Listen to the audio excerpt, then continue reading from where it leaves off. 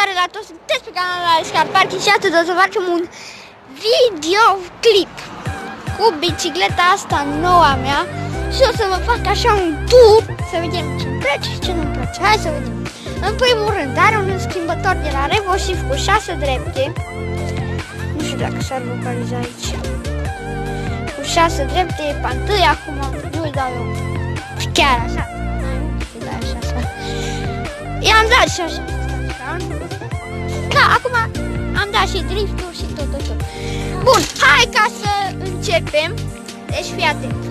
Avem schimbătorul care provine de la ea, de la RevoShift, la RevoShift-ul.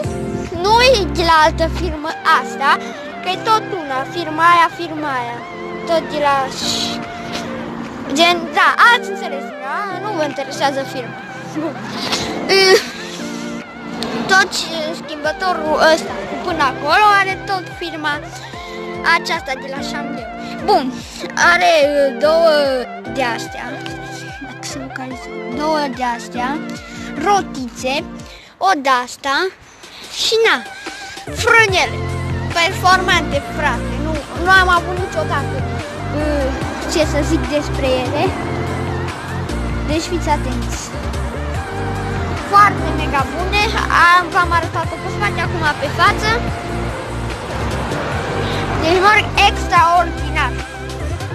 Bun, mă băieți, hai să vă arăt și acestea, nu știu ce suport este. Și avem un far, față, spate, frumos. Și fiți atenți ce inteligent. Aici are ca să nu pui numai să schimb și aici ca să spui mâna. Revenim imediat. Bun, am și revenit. Bicicleta este de la Sarcen, nu sponsorizăm Sarcenul. Și da, am luat o nouă din magazin, deci nouă cu 10 milioane am dat pe ea. Nouă acum, din asta și cauciucurile noi. Și gen, hai să dăm și o probă, că na, că totuși. Bun, mă băieți mei, hai să începem. Bicicleta se comportă foarte mega bine pe curbe. Adică gen, n-ai ce, mă, n-ai ce, n-au coment. Sper să vă placă cum merge, adică, na, direcția este foarte mega bună, gen, uitați aici, fain, bun, aici tot ce trebuie, în schimbătorul pac.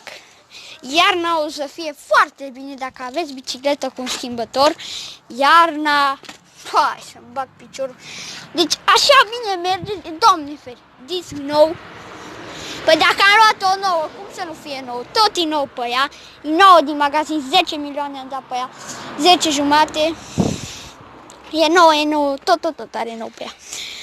Bun, bă băieți, ăsta a fost și vlogul.